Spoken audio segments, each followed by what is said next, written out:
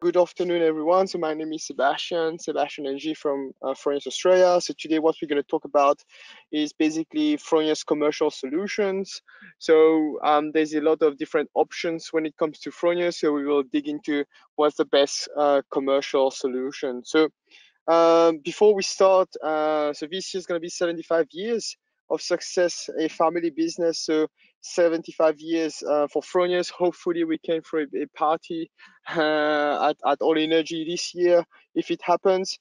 But definitely that's something pretty exciting for 75 years in power conversion and experience there. So the next part is the key criteria that we're going to talk about the commercial solution. So what are the important, let's say, segment that we need to focus when it comes to commercial? So when we address those key criteria to customers, they always say they want to have a reliable system. They want to make sure that they have flexibility in terms of the product that they select. They want to make sure they focus on the operating expenditure. So when they need to go on site and fix anything when it comes to the solar system, they want it to be flexible, and also looking at the capex, so how much the cost of the system, the capital expenditure.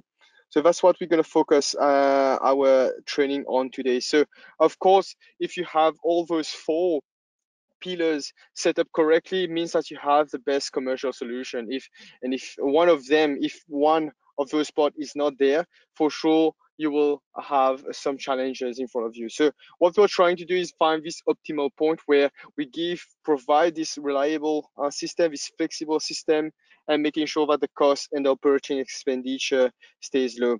And we've seen that in the past with other companies where they kind of overpromise in a way, or they miss one of the important pillars. As you can see right now, they are gone. And I'm pretty sure some of you guys have seen some of those companies around.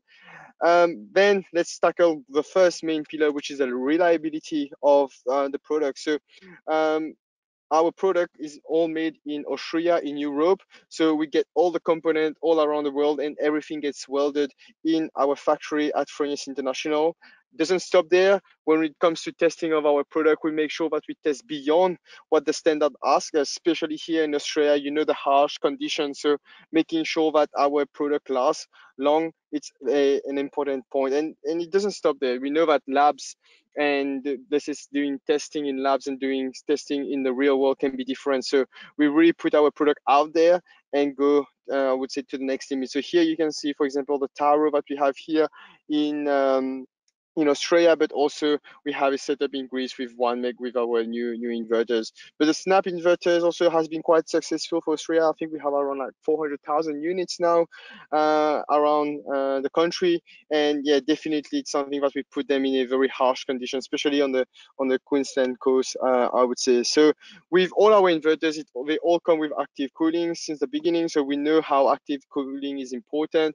Just in a general, let's say, equation there, where every time you add 10 degrees, the lifespan of the product is reduced by half. So the difference between active cooling and passive cooling is one has a fan and the other one does not have a fan. So what we really want to make sure is reduce those hotspots in our product, which also can give a higher expectation of life for our product, but also in terms of performance. So here you can see the difference between passive and cooling system, passive and active cooling system. So you can see a passive cooling system start to degrade at an early stage. But also when you need to harvest the maximum amount of energy, usually which is during like the middle of the day, you can see that the passive cooling system start to reduce power. So looking at how the system performs is also an important point with the commercial segment. And that's why we give this 5+5 year warranty, right? Still a family-owned company. We manufacture our product. We have all the technology inside the inverter to be safe, to give this 5+5 year warranty. It's not like a trend that we are following, for example, on our side. When it comes to the flexibility in our inverters, so the way that we see it, we want to make sure that people use the FRONIUS Eco, where you can have the maximum optimization there. So the Eco stands for economical. It comes to 25 and 27 kilowatt inverter. And this inverter doesn't have a DC booster and only 1 tracker. Also, you have fuse holders inside, so there's blanks that you can remove and put fuses.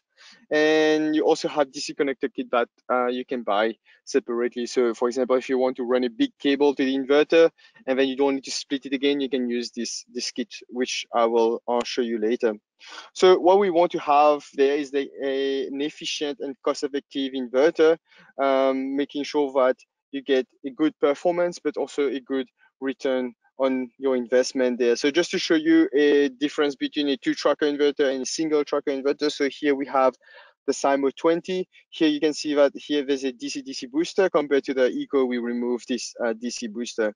Why? Because most of the time for commercial job, we know that you can do longer string. We know that you can come at the perfect voltage, and it's always better to come at the perfect voltage because then you don't need to boost or buck the voltage, which then causes some losses when you do this. So more efficient in the inverter. So usually when we say no DC booster, what does it mean is that the inverter has a tight voltage range, but the thing is, as I mentioned, less losses at the perfect voltage.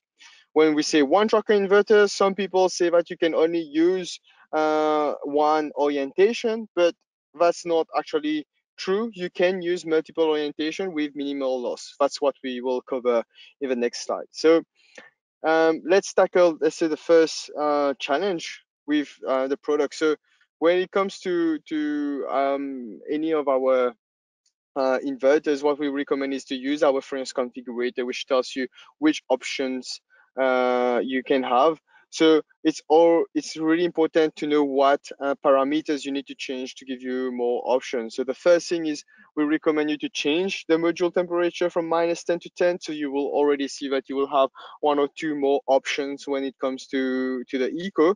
And then also with the oversizing ratio, as soon as you change this percentage, you will see more options. So the oversizing ratio is how much more DC that you can put on our inverter. So all our snap, it's basically 150% that you can oversize on. So then the next point, when you change this particular, let's say, temperature there, what will happen is we will change the calculation for the maximum open circuit voltage. So just a general concept there. So for your maximum VOC, it's when you have your lowest temperature. That's where you have your maximum open circuit voltage, and at also higher irradiance, that's where you have your maximum open circuit voltage. So what we want to do there is change the minimum temperature from, for example, on our platform from -10 to 10, and you will see you have more option. So what does it mean, or what goal do you need to do when you do this calculation, or what our software does is making sure that your VOC, when you calculate your VOC, it's always less than your maximum input voltage. So on our inverter, it's 1000 volts. So when you change the temperature, it will affect the VOC, which then what we need to do is make sure that this number is less than our maximum input voltage. But we do all of this on our portal, so you just need to change the temperature. So to give you an example here, I changed it from -10 to 10 degrees. You can see that the VOC has slightly changed, but the thing is we have more panels per string. So it goes from 22 to 24 panel per string. So some people say, hey, Seb, you can't really change the temperature from -10 to 10, right? And they tell me, hey, it's because us installers, what we do is we go on site, we go on the BOM site, we said, okay, the minimum ambient temperature on this particular site was, let's say, -5. So we need to use -5 because the module temperature equals the ambient temperature. But this is the thing, how does it actually work in terms of panel, right? So let's take an example, a system on a mountain and a system below 1000 meters above sea level. If, for example, you get, let's say, -40 degrees on a mountain, just an example, right? The actual module temperature, as soon as you have a bit of irradiance, won't be at -40. Similar to a system which is below 1000 meter above sea level, as soon as you have a bit of irradiance, the module heats up a bit. So, for example, let's say you have a 25% efficient panel. As soon as you have a bit of irradiance, you have like 75% heat loss there, which means if you look at the standard itself, it tells you to use module temperature. And of course, don't get me wrong, you can't go on site and then put a module, measure the temperature, right? Doesn't make sense to do it this way. So we have a white paper which explain what's the minimum temperature recommended.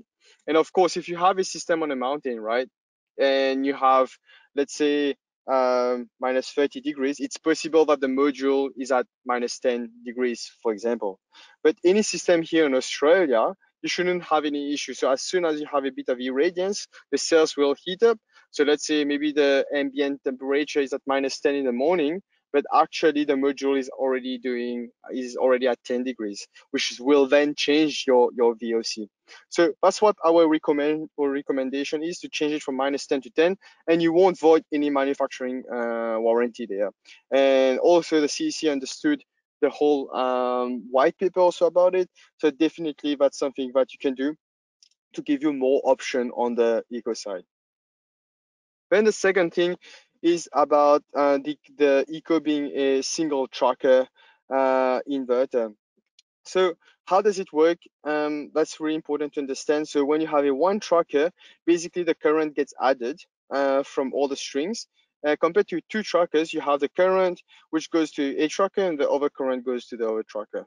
Here, in terms of voltage, yeah, you get an average of those two together. Compared to here, you get the current times the voltage. So let me turn on my laser pointer. So you have the current of this string times the voltage of the string. Compared to here, it's basically the current of those two added together multiplied by the average voltage of those two strings together. So that's how it's different in terms of one tracker or two trackers. Then the question is, some people say, okay, I have an east-west case scenario. Do I need two trackers? Will a two tracker perform better when you have two different orientations? So we have a white paper which does this comparison, and then here you can see that the production is practically the same, right? It's very, very close. And in this particular case study, what we did is, instead of using a one inverter with two tracker, we had basically two single tracker inverter, which is the same kind of representation. But you can see like the performance is pretty the same. There's only a small loss, which I will talk a bit about later on. Here in Australia also we have a system. So here you can see a 5 kilowatt, 5 Ecos 27 on a site with some Canadian solar panel. Each inverter had 5 strings, so 19 panels per string, and they use one monitoring card for all the 5 inverters. And here is just on one of the inverters, what we had is basically 3 strings facing west and 2 strings facing east. And then from there, we parallel everything on one tracker. From there, we compare this particular inverter with the other inverters, which has strings facing all in one direction. And that's where it was pretty interesting. And we confirm basically the white paper that we had there, where the losses that you got was very, very minimal. So if you look at the cost benefit, the return on investment was way better for the customers. So this is the explanation of how it works when you have one tracker versus two trackers. So the currents get added when you have one tracker compared to the two tracker. The current goes to the tracker. So for example, 2 amps goes to here, 10 amps goes to here. And we know that power is equal to IV, so current times voltage. So here the voltage will be an average, and for here it's going to be whatever voltage you have for this string and whatever voltage will be on this string. So that's what how it will be. So here, of course, because you have two strings being parallel, you get the average voltage, which will be lower than those two, for example. So let's have a look of how this actually works, right? So let's say you have an east-west case scenario. So let's say it's early in the morning. One of the strings is getting 1,000 watt per square meter, so you get 5 amps. Then you have another string which has 200 watt per square meter, and then you have 1 amps coming to the inverter, right? So the current here, if you have a single tracker inverter, will get added, right? So it's going to be 6 amps, for example. The thing is, then you will see that this particular string, the voltage is around what, 33 volt, and this string will be around here, let's say 200 watt per square meter. It's going to be maybe 32 volt. And as you can see, there's a difference, and that's where your losses comes from. But 33, 32 volt, it's very minimal in terms of losses there. If you had a 2-tracker inverter, it will do this voltage times basically the current, and then this voltage times this current. As you can see there, the losses, it's very, very minimal with also the case study that we had. And that's why, for example, you can parallel different orientation on one tracker. Because also you need to think about the inverter. We remove a DC-DC booster in it. It also makes the inverter more efficient also in terms of power conversion. So you can do two different orientation. Here we have east-west, just the worst case scenario.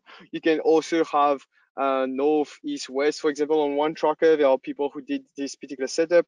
And of course, more different orientation, more the losses.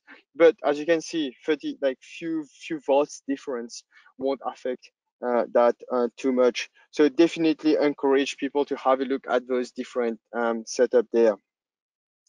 Then the next part is the inverter location. So it's pretty important to have that. So this is just a site that we have, if I'm not wrong, in Croatia, if I'm wrong there. So we have 51.9 megawatt with string inverters. I think there's like 1,900 inverters there. But what we want to really talk about is the space that an inverter takes. So here, some of our competitors mentioned that a 50 kilowatt takes less space than basically 225 or 227 kilowatt inverter. So here I won't name the competitors. So we have competitor number 1, competitor number 2. You can see that 227 kilowatt, or let's say 225 kilowatt inverter takes less space than a 50 kilowatt inverter. And you can see even this second inverter, this second competitor, also have some space restriction in front of the unit. So you can see how much space those inverter takes in a way. So our inverter is quite flexible, as you can see. We can also have more power in less, let's say, space. So we can put, for example, 227 kilowatt inverter, same size, I would say, same spacing. Also around the inverter, our inverter also can be installed, for example, on the roof, flat on the roof, but we don't usually recommend to do it. You put it on a place where you know it's pretty warm. So, but if ever you want to do it, it is possible to do so. So here you can see different options in a way. So the next point is the Capex optimization there. So it's really important to understand your Capex and where all the cost comes from in a solar system. So if you look at it closely, you have 44% that comes from your PV modules. You have 33% which comes from your BOS costs, so all your cable, your trays, or your elevation and stuff like that. Then you have 14% which is your labor, and finally you have 9% which is your inverter. So as you can see, the inverter cost is only 9%. And if you try to optimize this part, let's say to get the cheapest inverter that you want, it's only 9% that you're optimizing. The one that you can really play with is the BOS cost, right? The BOS cost, all your cabling can come with design and flexibility there. How can you change those different setup to have basically more savings? So that's how we're gonna have a look at that. So the first thing is in terms of string fusing, and also in terms of type of cable run that you can do. So with fusing, we have our inbuilt fusing inside the unit. So you can see here, we have 6-pole for negative and 6-pole for positive. Also, there's space inside the unit where you can put SPDs, for example, so surge protection device. And also, you have a flexibility between bringing all the string to the inverter like this and use the fusing, or you can use a DC connector kit where you bring one big thick cable and basically connect this kit here. Of course, if you bring a DC connector kit, you can't use the inbuilt fusing, right? You will need to do your fusing externally there. Okay. With the surge protection devices, there is space on the right to put it. It's not really something that I would say is installed often in Australia, maybe in Queensland in those areas, but yeah, it's just a lightning protection device. So from there, you have the option. You can choose, for example, doing a centralized solution where you have, let's say, a DC connection box. Then you run a big thick cable to the inverter, for example. Or what you can do is a decentralized solution. So the inverter is closer to the panels, and then run an AC connection. right? Or you have also a third option where you run each individual string to the inverter, and then from there, the inverter is closer to the AC connection. As you can see in this particular setup, you don't use a combiner box, so each individual string. In general, I thought that the first option, this centralized solution, will be the most cost effective, right? Because your AC cable costs more than your DC cable. So it makes sense that this one, you run one big thick cable. The thing is, in our analysis, this option was the most cost effective. And what was really interesting, so we did a case study with some cable optimization. So this is, again, just cable. We compare that to a 50 kilowatt inverter where you have only one option. Usually with them, you need to run each individual string. But for us, we have flexibility, right? We can say, okay, run one big thick cable or multiple string to the inverter. So we had to make sure that we have a fair voltage drop across all the units. So you can see here, all of them, all the cable has been sized so that you have the same voltage drop for all of them. And you can see the total savings that we have just by moving the inverter, positioning the inverter at the right location. And here you can see that the most cost effective was 3,428. So it was a rooftop installation where we got the inverter at the bottom of the building, for example. And when you compare that with a big 50 kilowatt inverter, so when we use 225 kilowatt inverter, it costs them 4,253, which is around like 800, $800 difference. So this is, I think, pretty significant if you scale that up, for example. And also, if you increase the distance, if you increase your DC run, you can see again the same case scenario where we see it was around 5,810 compared to the most expensive one was around 8,474 when you're using one big 50 kilowatt inverter. So it's around $3,000. So as soon as you have more, for example, a longer DC run, you can see the savings that you're making just by optimizing the cable. And in this particular case, we run each individual string to the inverter.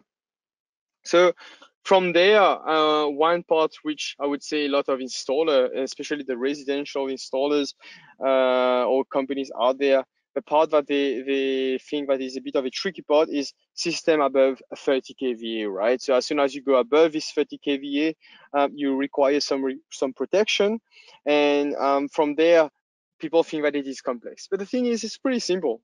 When you talk about what protection device that you need to have, it's pretty straightforward. So you have a relay, which basically is doing some measurement on the grid side of things. Then you have a contactor that the relay sends a signal to disconnect if needed. And then from there, you have breaker to basically protect the cables.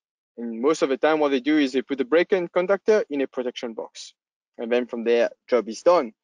So let's see how we can simplify this whole process for let's say an installer, right?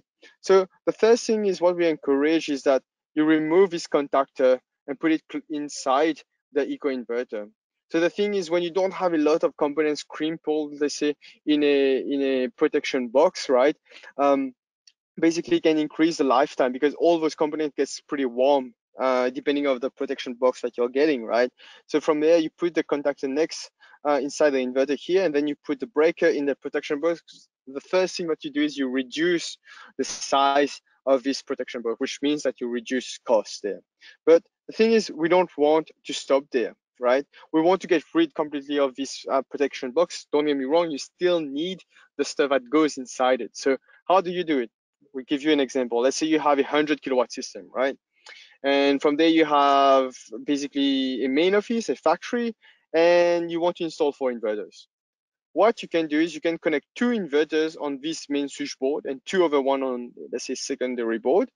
And then from there you put the contactor in the inverter, and then from there you get the breaker in the main switchboard if there's space. So there is in the Austrian standard where it tells you that when the number of main switches or inverter supplies on a switchboard exceeds 2, then a single main switch inverter supply shall be used to isolate all connected IES. So here you see you're connecting 2 per switchboard, you're all good. If you had to connect 3 per switchboard, then yes, you will need one of those boards, for example, and you need to have like this main switch. But here in these particular cases, and also there's a lot of commercial buildings where they have switchboard all over the, let's say, the building, it's pretty easy to find space and retrofit the breakers and put the inverter next to it, for example, and then you have the contactors there, and you will see the cost benefit of doing something like that, right? So basically, FRONIUS has developed a tool that we're using. So we're helping a lot of installers around Australia who want to do those different setup. So basically, what they do is they come to us saying, okay, that's my design. How can you optimize it on the commercial side of things? So we sit down with them. We use our calculator, where basically we design up to the Australian standard there. And from there we give them recommendation of what would be the best option. So here I have a quick summary. Can't show you the whole tool because there's a lot of numbers there, but just a quick summary of, let's say, a base option, an optimized option, and a FRONIUS optimized option. What do I mean by that? Is the base is what, let's say, we see happening in the market. The optimized solution is basically trying to use this particular contactor inside the unit. And finally, you have the FRONIUS Optimize, which is basically, for example, a lot of customers do 100 kilowatt DC and 100 kilowatt AC job. So here what we do is we try to find the optimal way, for example, of oversizing the inverters. So here, in this particular example, with the FRONIUS Optimize, what we do is we remove, instead of using 425 kilowatt inverter, we use 327 kilowatt inverter. And then from there, we oversize those 327 kilowatt inverter by 1.33. And from there, what we also do is we look at the performance. So we did some analysis also out there trying to compare different sizes. So oversizing inverters can also perform as well as, let's say, a system which is not oversized, even if it is rated more on the AC side. So we have some data for sure about this, but here you can see the comparison between, let's say, a base option. So it goes from 85,000 there to 84,000 with what we see out on the market. And then as soon as we bring our option, you start to save around $2,000.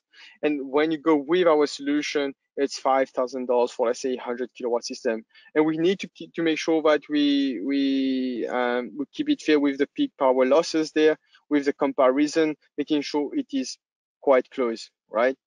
Then also with, let's say if we go a bigger system, you can see again the saving there, because we don't use 50 kilowatt scaling up. We can scale up by 25 or 27.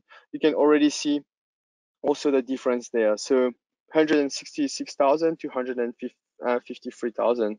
So I will show you as soon as you go bigger, 500, 1 meg, let's say 2 meg is around $90,000 that you save there if you use our option. So definitely that's something to look for. And also you look at the peak power loss DC to AC there. We need to keep it nice and fair also when we design the product. So we also have a case study that we did. So that's where an example that when a customer came and sat down with us and explained all the different situations. So from here to here, they had 110 meters of cabling, AC cable there. So this was already there. And then from there, they had a PVDB inverter location, and all their PV array was up on the roof. So from there, we did an analysis. We wanted to use 7 inverters, 7 ecos. There was a lot of options. So the way that they were designing it is they wanted straight away to go and do a DC combiner box, so combine all the strings and bring everything down. And as soon as they did this, they had to buy a combiner box, which then cost them around $14,000. So that's why you can see that the total cost of the system was pretty high there, $71,000. The thing is, we changed the design a bit. We moved the inverter a bit, let's say, on a different level on the building. From there, we were able to save them quite a bit with 34,721, which was a pretty good saving, I would say. But then from there, you can see there are different setup where, for example, you can move the inverter, you can bring, let's say, one big thick cable to the inverter. So there was different setup, but you can see the savings in terms of the design there. All right. So then the next part is a bit about the smart meter and monitoring. So we all know with all the data has always a dollar value. I'm pretty sure all of you guys are on Facebook there. You know, that's how they make money. So with us looking at the FRONIUS Data Manager card, it has the inbuilt monitoring inside. It has a lot of third-party interfaces, like you can talk to different devices like building management system, for example. And also like we can do power control function with this data manager card. And with this card, you can monitor up to 100 inverters, which is pretty nice. From there, we know that more data that you have, more dollar value. So that's why we encourage people to install FRONIUS smart meters, because you can do like export limit with the smart meter. The customer can see the site consumption using it, and also you can have a battery simulation, which I will talk a bit later. So with the smart meter, the one that you use for commercial, so you have a 50K smart meter, which has a 5 amp secondary on the CT side of things. So this one, you can use that for 2 or 3 phases, 120 degrees phase shift. And then we have the 480 UL, which uses a 333 millivolt in terms of the CTs. So this one is a 2-phase, split phase, or a 3-phase. So you can use that on a 415 or 480 sewer line, for example. My recommendation is usually the 480 UL. So you have lights on it when on each phase, telling you if it is exporting or importing. It's always easier to use and debug in a way. And also the CTs are more cost effective. So that's my go-to, and also the size of the CTs. So then if you have a FRONIUS smart meter installed and also you put your system online, you can run some simulation for free. So this is available for you guys. You can do that also for, like, let's say, small commercial customers. So you can change, let's say, different battery sizes to see how independent they become from the grid. So also for commercial customers, that's something that we're looking into. So you can simulate different size of batteries there, which is at the moment for us, it's mainly BYD. I would say. So when it comes to commercial storage, we have our FRONIUS Gen 24 Plus. So this is, I would say, for your small commercial system. That's where you can use it. So with our Gen 24, we kept our active cooling technology. We changed it actually a bit with, you can see the fin of the heat sink there. It's a new type of technology in terms of cooling, cools the inverter more efficiently. You get more yield out of it. You have less costs in terms of like servicing. It's a very flexible and easier installation of the product. So very important to have active cooling. So in terms of some parameters of the inverter, so the FRONIUS SIMO Gen 24 Plus comes into 6, 8, and 10 kilowatt. And the inverter has a maximum of 1000 volt DC. And in terms of MPPT range, it goes from 80 to 800 volts. So in this particular case, you know, some panels with like higher wattage, 3 panels is enough to start the inverter, as an example. Also 2 trackers for the inverter, so 25 amps and 12.5 amps. 1 battery input of 22 amps, and you can oversize the inverter by 150%. So for example, if you have a 10 kilowatt, you can put 15 kilowatt on the inverter. And this inverter has the multi-flow technology. What does this mean is that you can charge the battery and also send power to the loads at the same time, of course, if you have excess, right? Or send power to the grid if you have excess. If you have, let's say, another inverter or a third-party inverter, another FRONIUS or a third-party inverter connected there, you can send power, for example, from this inverter, so it's DC here to AC, then AC goes to the, so the inverter converts AC again to DC, charge the battery, and at the same time getting power from the PV to the battery. Or if you want, you can get power out from the PV to the inverter, then to your loads, and at the same time power going from the battery to your loads. So you can do 2 different source of energy flow in a way. So that's what we call the multi-flow technology. And in this way, if you have, let's say, a third-party inverter or like a FRONIUS inverter, for example, definitely you can, if you have excess of power early during the day, you can charge the battery pretty fast. So from there, you still have the multi-flow technology when the grid goes down. Of course, only one inverter works, so you can charge the battery and also send power to your loads. And also you have backup options. So one of them is called PV point. So what is this? Is basically a specific dedicated GPU that you can connect, which is basically you can wire from the inside of the inverter. So you have a secondary AC output. For example, if the grid goes down, you have again the multi-flow technology. You can send power to the PV point and to your battery. The maximum power that you can get out of it is single phase 3 kilowatt there, and you can do it with or without a battery. I would say that this is more on the racy side that you will use this particular option. You can also do a full backup. Again, I would say maybe if you have like a small commercial, just like important stuff in the building, like maybe the internet and few laptops that you can get working.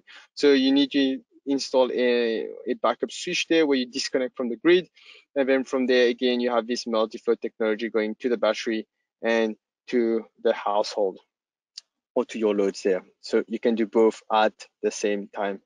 In terms of BYD, you have two options. You have the HVS and HVM. So HVS is basically the type of chemistry is lithium iron phosphate, goes from 2 to 4 modules up to 10.24 kilowatt hour, retrofittable.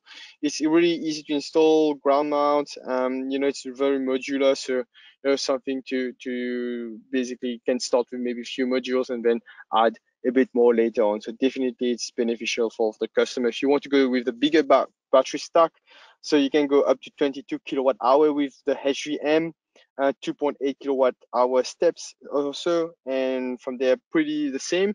The difference is that this one is a bit taller than the HVS, for example. So we have a cheat sheet to tell you exactly what works with which one. So here you can see the Simogen 24 Plus. You have a HVS 10 kilowatt hour, you can charge maximum 9 kilowatt, right?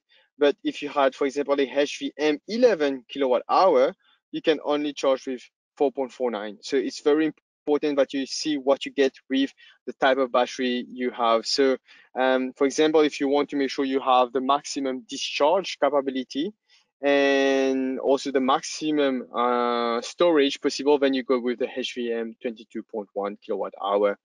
So you have different options. If I had to choose, I would go with the HVM because you have more storage and more discharge capability, but the HVS also will do. So for example, what you can do is basically simulate what would be the difference between those two on our SOLAR.WEB portal, for example. So you can run simulation if you have a system out there. So sometimes even if I use an HVS 10.2 or I use a HVM 22 kilowatt hour, my independency from the grid can stay the same, for example. So then, for example, I will then go maybe with the HVS in this particular case. So that's where you have all the data to help you. So what is possible to do now, for example, if you have a few jobs, a few commercial system, you can connect up to 3 batteries to a Gen 24 now. So with the Simo version. So we have like a cheat sheet of what you can do and what you can't. So you can't do 3 HVM 22.1, but you can do 2 HVM 22.1, or you can do 3 HVM 19.3. Don't forget that the discharge will stay the same. So for example, here it's going to be maximum 9 kilowatt, and this one is 7.88, if I remember correctly here. All right. So that's where it's very important to know what you're getting out there. Of course, what you are trying to plan is that you can have 3 of those Gen 24 being able to talk together.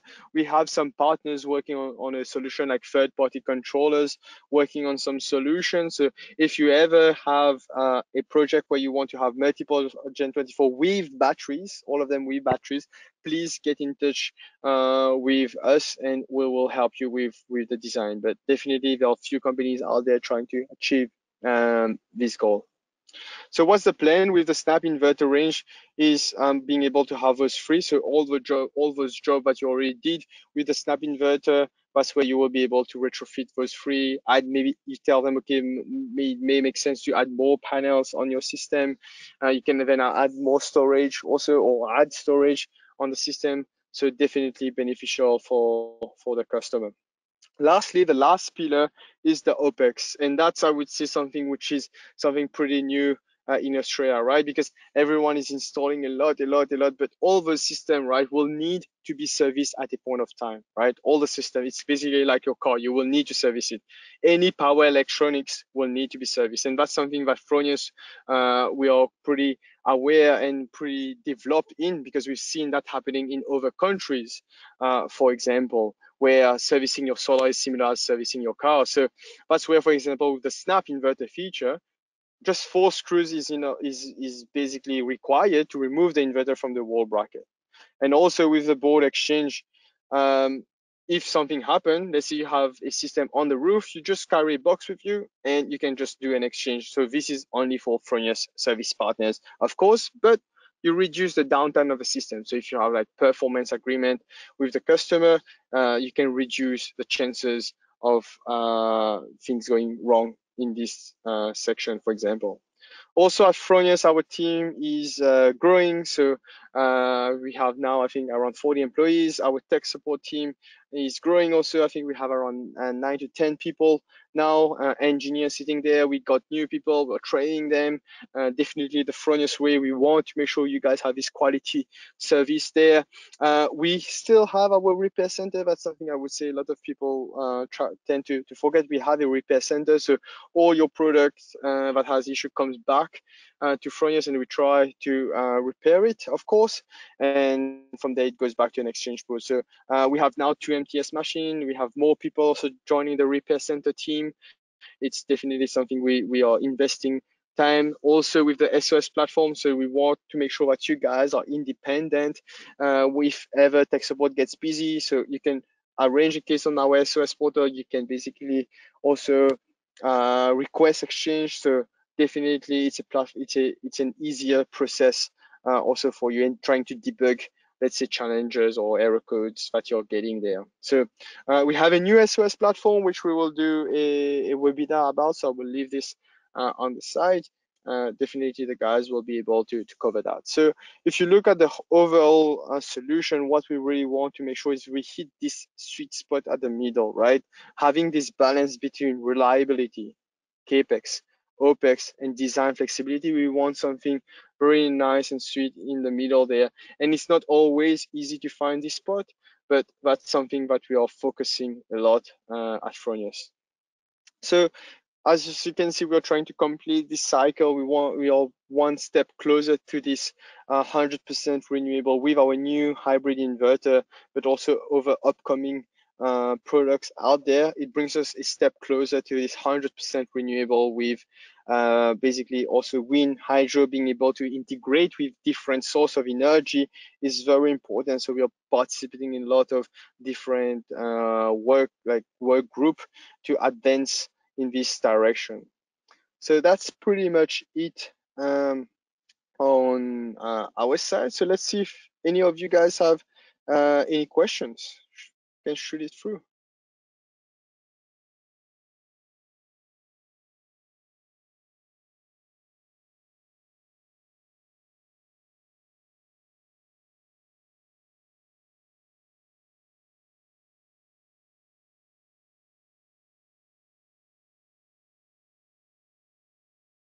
All right, so there's a question here. So what is the difference between a light and a full version inverter? So basically a light version inverter doesn't have a data manager card. So with commercial system, what we recommend installers to do is buy a full version inverter, which has a data manager card. Then from there, you can buy the rest as light, and then you connect all those inverters all together. So one card can monitor up to 100 inverters. And then from there, let's say you can't find full version, you can buy like a light version, and then you buy a data manager card. You can retrofit that inside, for example. So that's also possible. So there's another question. Can we connect a Gen 24 and a snap inverter? So at the moment, you can't connect those two inverters together. So you can see the right information on SOLAR.WEB though, even if you have those two inverters on a side. So just to give you an example, had a customer which had a SIMO 10, a normal snap inverter, and then a SIMO Gen 24 10 kilowatt. So basically in this case, what they did is they put both systems online, and then they can export limit only the hybrid inverter, which means that the maximum in this case will be, which can go to the grid, will be 10 kilowatt. So if you have another example, let's say 15 kilowatt snap inverter and a 10 kilowatt Gen 24, then the maximum export limit will be the 15 kilowatt. It's whatever is controlled by the smart meter. There's another question. When is our Tauro, our big 50 kilowatt, will be out? So hopefully end of this year. So I can't give you any exact ETA, but they said quarter 4 this year. So we'll be able to provide more information soonish. So definitely we'll keep you guys updated about the new commercial inverter. Also, I forgot to mention, for any project above 500 kilowatt, you can also get project pricing. So please get in touch with us if you guys are interested. We will need to have a FRONIUS sales partner involved. So I will just maybe send it to all of you guys so that you can have this email address. So, all right. So if you're interested, just email this PV solution